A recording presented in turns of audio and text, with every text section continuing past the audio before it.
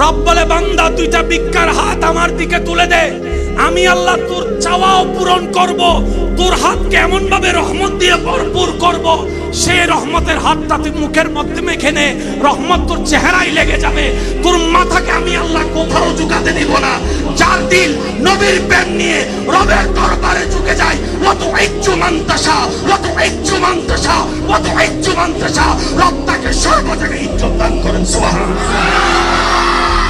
রব বলে যে তুমি যদি আমাকে মানার মতো না মানো, তোর বউ তোরে দুই বৈশের ছেলে মেয়ে যেগুলো তোর থেকে দুনিয়াতে আসছে তাদেরকে ডাইনে বললে, বামে বললে, সোজা বললে পিছনে যাবে।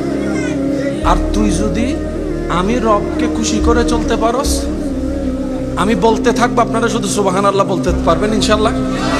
দেখি কিভাবে বলবেন, একবার বলেন তো সুবহানাল্লাহ। শুরু থেকে শেষ সবাই ইমানি আওয়াজে কি বলবেন একটু বলেন তো দেখি। রব বলে যে আমাকে খুশি করে, রব বলে যে আমাকে খুশি করে যদি চলতে পারস নবীর প্রেম নিয়ে, সাধ্যমত যদি চেষ্টা করস আমি রবকে খুশি করার কাম মেনে চলার, তাহলে আমি রব তোকে কথা দিলাম, তোর ঘরের দায়িত্ব আমি রব নিলাম, তোর সুস্থতার দায়িত্ব আমি রব নিলাম, তোর পরিবারের দায়িত্ব আমি রব নিলাম, তোর রিজিকের দায়িত্ব আমি রাজ্জাক নিলাম, তোর ঘরের সমস্ত দায়িত্ব আমি রব নিলাম, তোর বউয়ের দায়িত্ব আমার, তোর সন্তানের দায়িত্ব আমার, তোর ছেলে মেয়ের দায়িত্ব আমার, তোর মেয়ের বিয়ের দায়িত্ব আমার, তোর নাতি নাতনির দায়িত্ব আমার, তোর পরিবারের দায়িত্ব আমার। শুধু তাই নয়, তোর ব্যবসার প্রতি আমি রবের রহমত থাকবে, তোর চলার প্রতি আমি রবের রহমত থাকবে, তোর জ্ঞানের প্রতি আমি রবের রহমত থাকবে। তুই রাত্রেবেলা অসুস্থ হয়ে দুর্বল হয়ে ঘুমাই যাবি, সকালে উঠাই দেওয়ার দায়িত্বটাও আমি রবের, সকালে উঠাই দেওয়ার দায়িত্বটা আমি রবের। শুধু তাই নয়, যখন তুই কুল্লু নাফসিন যায়িকাতুল মউতের সাথে সচক্ষে সাক্ষাৎ করে চিরবাস্তবতাকে আপন করে নিয়ে যখন তোকে গোসল দেওয়া হবে কুসুম গরম পানি দিয়ে, যখন তোর শরীরটাকে আবৃত করা হবে সাদা কাফনের কাপড় দিয়ে, যখন তোকে সবাই মিলে কবরস্থানের কবরে রেখে ডানে বামে মাটি দিয়ে উপর থেকে মাটি দিয়ে কবর অন্ধকার করে দিবে, সেই কবরের মধ্যে আমি রবের রহমত তোর সাথে থাকবে, রবের রহমত তোর সাথে থাকবে।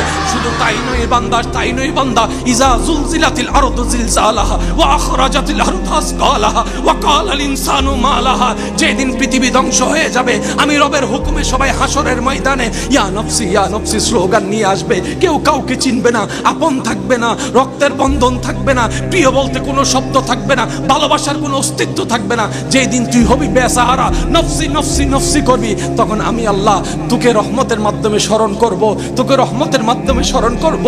যখন শরীরে সূর্যের উত্তপ্ত তাপ তোর শরীরকে জ্বালাই ফুরাই ফেলবে, আমি আল্লাহর আরশের নিচে তোর ছায়ার ব্যবস্থা করে দেব। সুবহানাল্লাহ। ওই পুল সিরাত যেটা পার হওয়া সহজ নয়, যেটা কল্পনা চাইতে ভয়ঙ্কর, আমি আল্লাহ তোকে কুদরতি ব্যবস্থাপনায় চোখের পলকে পুল সিরাত তো পার করে দিবই দিব, জান্নাতে তোকে একটা ঘরের ব্যবস্থা করে দেব। আল্লাহু আকবার।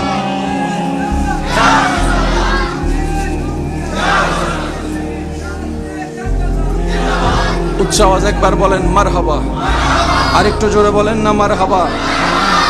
আমি প্রশ্ন করব, আপনারা একটু দিল থেকে উত্তর দেওয়ার চেষ্টা করবেন।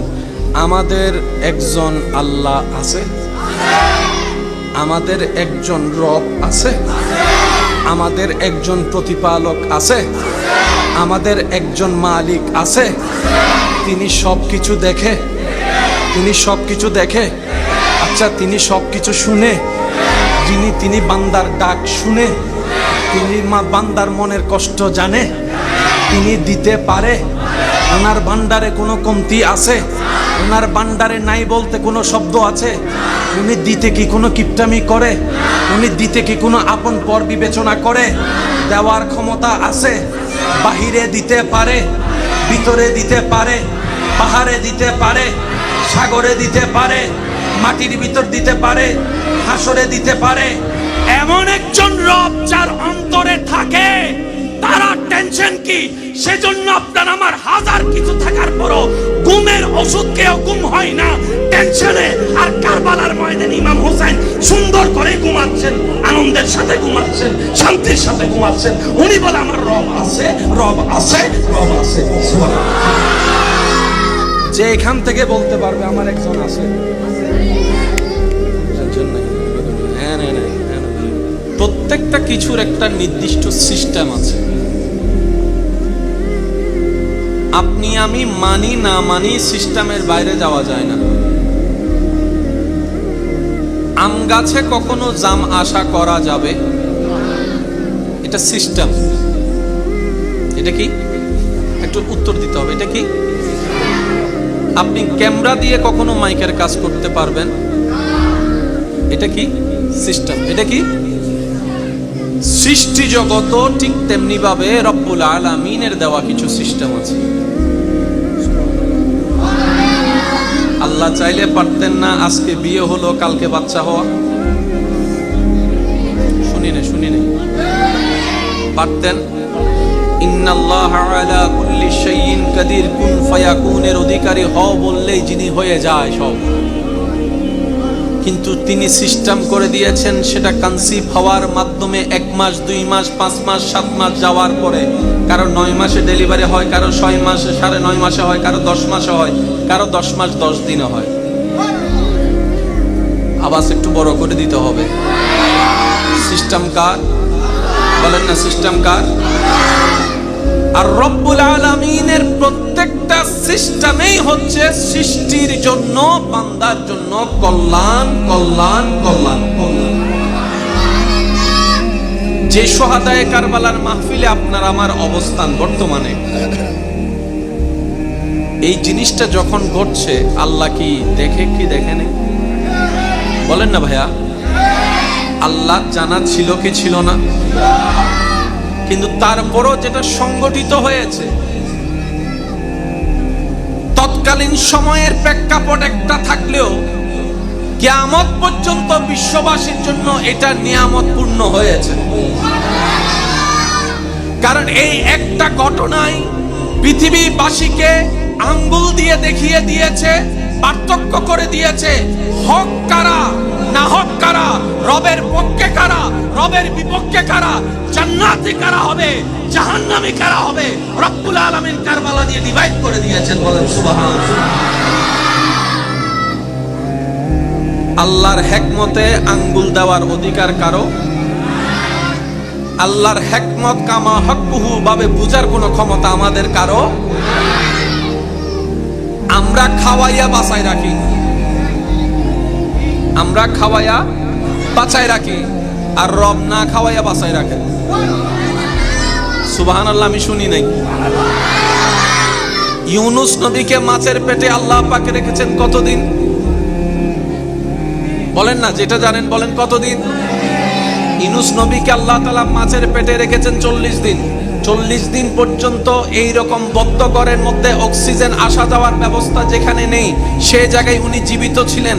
না ছিল খাবার পানি, না ছিল খাবার, তাহলে একজন মানুষ হিসেবে বাঁচার মতো পরিস্থিতিতে ওইখানে ছিল না। কিন্তু বেঁচেছেন কিভাবে? আপনি সহজে উত্তর দিবেন, এটাই তো রব্বুল আলামিনের কুদরত, এটাই তো আমার রবের কুদরত। সুবহানাল্লাহ বলতে থাকুন, এটাই তো রবের কুদরত। ইউসুফ নবীকে ভাইয়েরা কূপের মধ্যে ফেলে দিয়েছেন। একটা ছোট্ট বাচ্চাকে একটা গভীর কূপে যদি উপর থেকে ফেলা হয়, পড়ার সাথে সাথে তো হাড্ডি গুড্ডি ভেঙে যাওয়ার কথা, মাথা ফেটে যাওয়ার কথা, ব্লিডিং হওয়ার কথা, রক্তাক্ত হওয়ার কথা। কিন্তু রব্বুল আলামিন সেখানে ইউসুফ নবীকে হেফাজত করেছেন, আবার সেই জায়গায় খাওয়ার ব্যবস্থা করেছেন, পানির ব্যবস্থা করেছেন। রব্বুল আলামিনের কুদরতি ভাবে রব্বুল আলামিন জানাই দিতে চাই, বান্দারে তোদের টেনশন করার দরকার নাই, আমি মালিক, আমি খালিক, আমি রব তো তোদের জন্য আছি। সর্বদা তাওয়াক্কুলটা আমি রবের উপর রাখ, জীবন চলতে থাক। তোর জন্য বন্ধুরা ভাইয়েরা যেখানে রাস্তা বন্ধ করে দিবে, আমি আল্লাহ সেখান থেকে গোলাপ ফুল ফুটাই রাস্তা ব্যবস্থা করে দেব।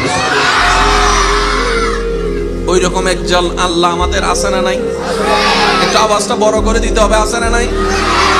আমাদের কোন জিনিসটার মধ্যে একটু পরিষ্কার করতে হবে, সেটা হচ্ছে আল্লাহর উপর তাওয়াক্কুলের জায়গায় একটু আমাদেরকে গসা মাজা করতে হবে। আল্লাহর উপর তাওয়াক্কুলের সেক্টরটা একটু নোংরা হয়েছে আমাদের অন্তরে, ময়লা পড়ে গিয়েছে, সে জায়গায় একটু ধুলা মোছা দিয়ে পরিষ্কার করে সে তাওয়াক্কুলটা শক্ত করতে হবে। কথা বলেন ঠিক কিনা? আসুন ভাইয়েরা, আজকের এই মহান আয়োজনের মধ্যে এসে আমরা যেন 2-4টি কালিমা শিখতে পারি, বুঝতে পারি। আল্লাহ যেন আমাদেরকে সে তৌফিক দান করেন।